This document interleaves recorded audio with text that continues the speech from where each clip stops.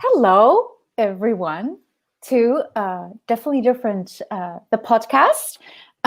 It's a new season, a new year, um, a new episode, and a new guest. Welcome, Rebecca Hulse. Thank you so much for having me. It's a pleasure to be here. You are very, very, very welcome. So you're pretty soon launching a new book. That's one of the main reasons why I've invited you, because there's something really cool about your book. There are many really cool things about your book, but let's start with the name, Rebellious Rituals. Um, how did you came up with the name? Because I really love it. I love me a good alliteration. RR, Rebellious Rituals, and then the name, like, love it. Well, I was workshopping the name with my friend because it started off as a program that I have, and I was looking at it as like, I wish that self-care and not necessarily spirituality, but creating an energetic practice for yourself so that you can change anything that's going on for you didn't have to be so significant. Like when I was first like going down a path of seeking, I used to march myself up the stairs in my apartment, sit my ass down on my meditation cushion, meditate, create this energy for myself, and then go back and put on essential oils, crystals, the whole thing, and then go back downstairs. And then my bubble would be burst by anything that didn't match the energy of what I just created. And I wasn't very successful in my creation of the energy of what I was looking for. The only good thing that came out of it is I got a really good ass for marching up and down my stairs all the time. And I just was like, fuck this. There has to be a better way. There has to be something different. And that's really, really where Rebellious Rituals comes from, because it's saying, fuck this to all the extra shit that doesn't work, the trying so hard, doing so many things. We do so much shit. And so Rebellious Rituals is saying, do it your way. Here's some possibilities that I would love to guide you through. And what if it can be easy? I love it. Yeah, what you just described is actually written in your book as well. It is. It is actually like an episode that says, like, I'm actually not really a rebel. Can you tell us a bit about that? Yes. Well, I mean, I have been so privileged in my life to have wonderful parents and a kooky upbringing of personal development and spirituality practices and a lot of travel. And with all of that, when you become a teenager and you're trying to find your own person, I was like, yeah, like I love those angsty teens that had something to fight against. And I was like, I want to have that fight, but I have nothing to fight against. Like, I don't have a problem. Like, I didn't have overly strict parents or rules I had to follow. Like, and I was just like, well, then what is this? Like, I still have this power of the fight. I still have this potency, this drive, this fire within me. But what the fuck is that for if I've got nothing against me? And that's where I learned about fighting for possibilities, fighting for what you desire to see in the world, because we all have this different vision. We all have this different idea of what we know should exist and should be possible. And it's my belief that it's up to us to bring it to the world. Otherwise, it's not going to exist for the world. And so for me, this whole thing of rebelling isn't about finding someone else to smack up against, because, we've done a lot of polarity. We know black and white. We know right and wrong. We know yes and no. We know all of those. That's familiar. But those gray nuances where there's a lack of definition or decision about what's right or wrong, and the different energetic nuances that get to come out of that space where you wonder what might be possible or you wonder what might be different. For me, that is what rebellion is really about. It's about fighting for that possibility of what you know that seems to be crazy to everyone else. I really love that. And I actually I can feel the difference between fighting against something and fighting for. Yeah. Could you because like I can really feel the difference. Like the fighting for is like you can like the fighting against is more like strapping up your body and like ready for a fight. You have like less space, and then the fighting for is like, I think I could do this for like ages. It's like a dance. Like, can you? I could do this all day, kind of thing. Yeah. Yeah. Well, I think what the difference is actually part of what's natural for us. Like, I think fighting against is a learned response. And we learn it from our peers, we learn it from our parents, we learn it from this reality that, when someone does something, you have to push back. You have to react. I think it's the very core of learning how to react that creates our ability to fight against. And what that really is like, here's a very simple example. Whenever someone tells you to do something, is your immediate response, no, fuck you? Even if it's something that you actually want to do, just because you don't want to be told what to do. Girl too. Me too. I fucking know this one. Whereas fighting for something is when someone says to you, you can't do that, and you go, fuck you, I will too. Now, you may not ever say these out loud. Being like rebellious isn't about like screaming from the rooftops what you're about, but it is actually more of having that inner knowing of going, you know what, I can do this, or I'm not okay with this. I know that there's something different, and I'm going to make that happen, even if it's just for myself. So it's that inner demand, and it's quieter. It doesn't require outside validation. Like whenever you're fighting against something, you have to talk about it. You have to share your point of view. You have to get other people on your team, kind of thing. Yeah, get followers. Exactly. But when you're fighting for something, it can be personal.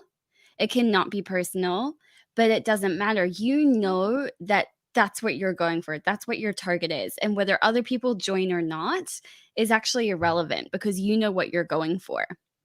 So it's a lot more personal, quiet, energetically congruent, perhaps.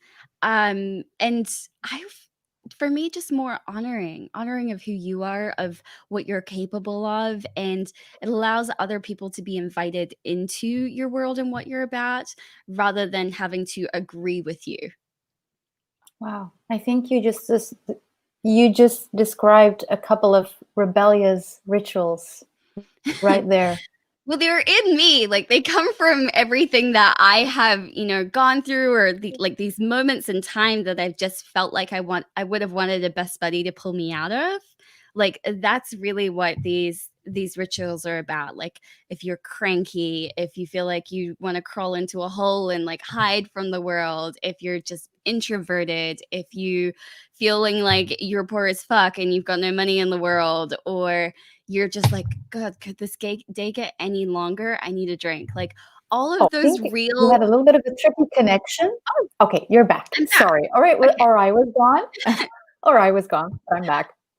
I don't know who was gone, but I don't know if I said my sentence or finished it, but I was just saying that the rituals in the book are designed on the real life moments that I've definitely had, that I wish that I'd had a friend to help me pull me out of. I fucking love it. Can I made some notes. Because like love good notes. I forget a lot. So well, one of the things that I wanted to say to everybody will watch this in the future or listen to this, like I absolutely love this book. I love the way it's written. It's funny, it's quirky, it has some really great quotes in it. I'm gonna read some shortly. It has all different rituals throughout the book, and it has some really cool exercises as well. And one of them is the weird list. Yeah. And I'm still working on my weird list. Can you talk a bit about the weird list? Sure. So the weird list is, we all know a little bit. Like we try to avoid diving in, but we know that there's some things about us that are weird, that are not normal, and yet we always consider them a bad thing. Mm-hmm. or something that you need to hide or to not share or to not be proud of. And for me, your weirdness is actually some of the most brilliant things about you. Like, really, we don't need more normal in this world. Normal has got us to where we are today, and we need way more weird if we're going to change it. So for me, creating your weird list is starting to look at like all the things that you think are like wrong or bad or weird about you. So you put that all on one side.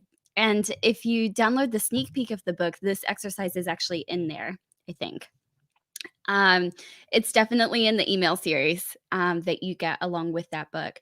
And you write down on one side like everything you think is wrong, is weird, like I can't sleep at all at night, or I am obsessively nice in the mornings, or I can't write more than 3 sentences at a time, or I have certified doctor's handwriting even though I, am definitely not a doctor. You just can't read anything I write. Which is weird because I wrote this book by hand. Like, it's insane, like, that I did that.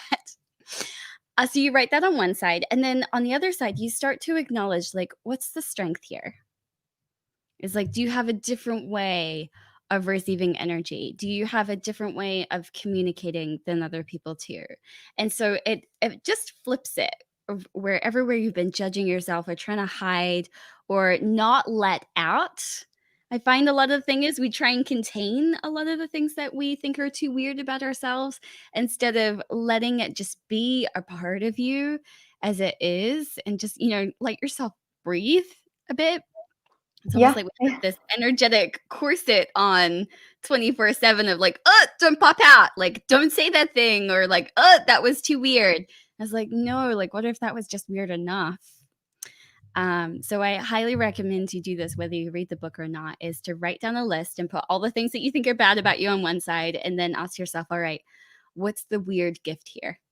And then acknowledge it on the other side. Yeah.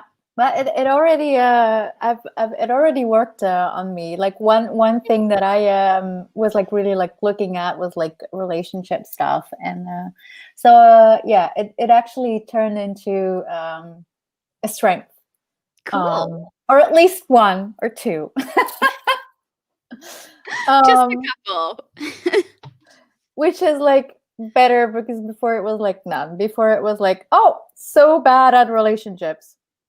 And I also just want to point out that, this list doesn't happen overnight.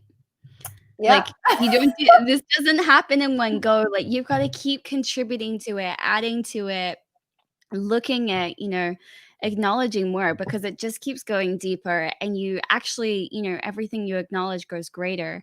So what happens is the more that you dive into this list, and I just have it as a thing on my phone, and then I see something or I hear something or I think something's normal, and then I find out it's not, and I'm like, "Ooh, that is weird." And then I put it down on the weird list just to remind myself. So it's something that's constantly growing. It's not something that you just do in one go. I love that, because like you just mentioned it briefly, but I want to like repeat it, because it's like it's so vital. I've just been only exploring it, but the thing is, like, whatever you give attention to will grow. So if you give attention to a lot of like making yourself wrong or worry or like all those things that you you create more like wrongness. But if you do it, if you start using it for you, we're coming back to that thing where you're like rebelling for you. If your strengths, if you start acknowledging them and you start growing them, well, what happens then? I don't know. You have to find out. Well, I do know. I'm just not going Yeah, to tell yeah. you. No, you should There's the not. difference. I'm looking at my other notes. Well, let's do, you have throughout the book quotes. Really love it. The first one is like, I think it's actually where the book starts. Ready? Maybe not, but fuck it. And then there's one that has your name on it that says, let's keep on being weird. The world does not need more normal. which you just said before. I really love it. And there's another one that I really liked, but this is not a quote. I actually would like to say this and then ask what Sure. you think about it. It's like a little not excerpt, but like a little thing in your book that says on top, "I woke up like this." This is the title. And then it says, "Illusions are the modern era's entertainment. It's fluff. There's nothing wrong with fluff until we buy it as reality. Then we lose sight of what we know, who we are, what we can be. This ritual is inspired by Instagram and the superficialness often over-celebrated. We don't wake up gorgeous, wonderful, and bouncy." And then it says somewhere, "I woke up like this ritual." And then, "Who would you like to be when you wake up? Choose that. You got this." Could you tell us a little bit more about that? Because, like, I really love this piece in the book. We don't woke Sure. up like this. Well, for me, like we live in such an edited world now. Like you can curate your social media feed to present a certain version of yourself. The imagery that we see in daily life, the all of the graphic design, the magazines, the content, everything is edited in some form. And what also occurs, and I don't know if What? you have me or if you have Ivy, because there's some Sorry, breakout. we lost you there a little bit, or Yeah, you lost me. I'm Um, not sure. We'll have to have the people watching tell us in the comments. yes. Um, So yeah, if you could like start over a little bit. sure. Yeah. So, a little summary of the spiel I was going off was pretty much everything we see is edited, whether it's somewhat your friend's social media feed, or it's the magazines that you read, or just the content that you receive, whether it's videos or emails. Like it's all edited in some form. And that can be dangerous if you don't realize it. Like often in my creative work with clients, they'll be like, "Oh my god, I just love this person's book or this person's thing." And then they're like, "And mine is like shit." And I was like, "All right, how much are you going to judge yourself, your first draft, your shitty first draft? Are you going to judge your shitty first draft comparing it to someone else's 10 times edited novel? Like, really? Mm. Are we going to do that? Or are we going to get to your 10th edited version and then we're going to compare the two?" It's like we have a choice here. And so for me, it's about allowing that inner beauty and badass and wonderful things that you have to come out and to be more okay with an unedited version of yourself. That's really what I Woke Up Like This is about. And then to also make sure that you are aware and aren't comparing yourself to someone's 10 times edited version or your own 10 times edited version of yourself. So it's actually about allowing more of that raw, unedited, authentic, or like true version of who you are without requiring that veneer and that fluff. Because I find like the fluff is not satiating. It's Mm-hmm. like when you have a conversation with someone and you know that they're only talking to you at surface level and you're just like I hate that. Like I have quite a ability to connect and to talk to a lot of people, but I am an introvert at heart. Like I don't get my energy from speaking to people. I get it from being with myself in my own space. So it also means that when I'm having conversations with people and I'm doing things like this and I'm doing different classes, it's like we need to be talking about something real here. Otherwise, I'm going to fade real fast. And then we don't get to the juicy stuff. We don't get to the good stuff. So it's like for me, it's actually a reminder to have vulnerability and to not be afraid to be who I am.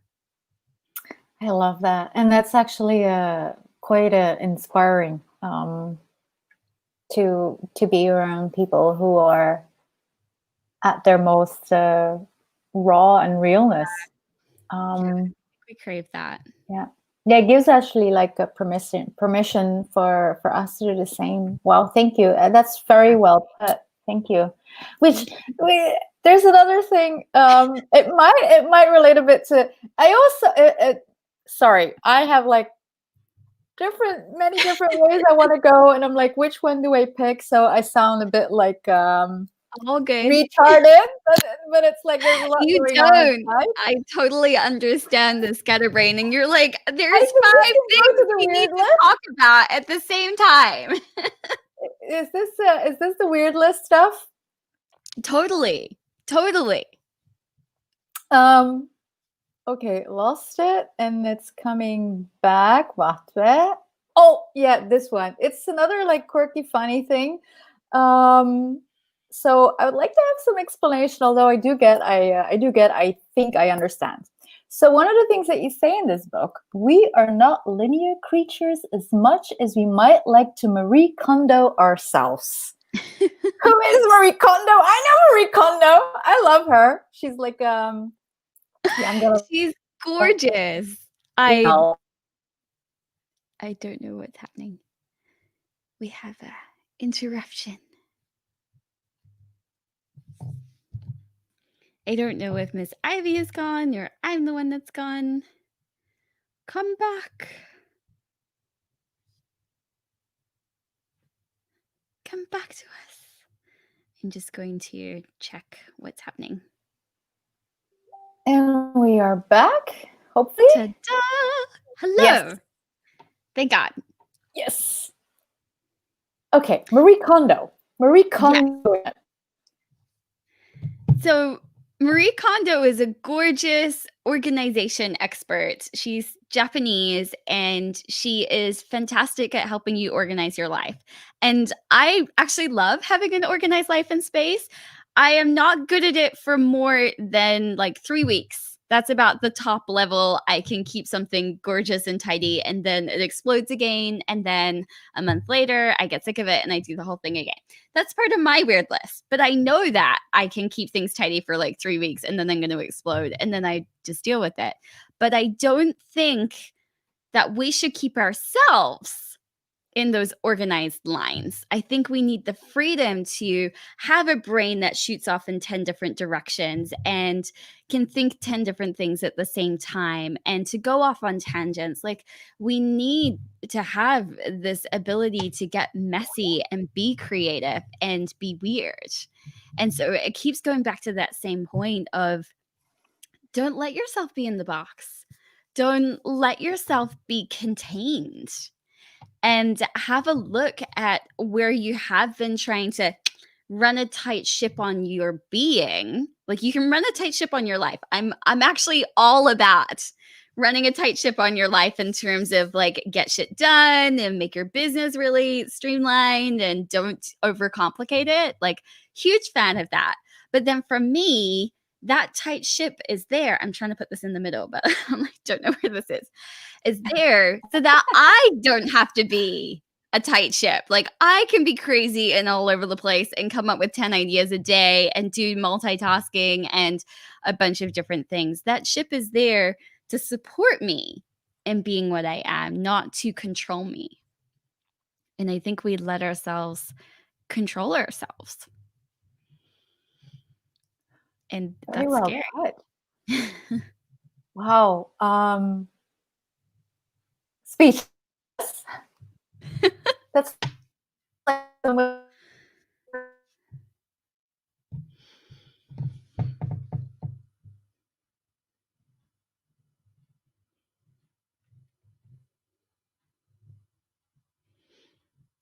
think our wonderful host is gone. Sorry, guys.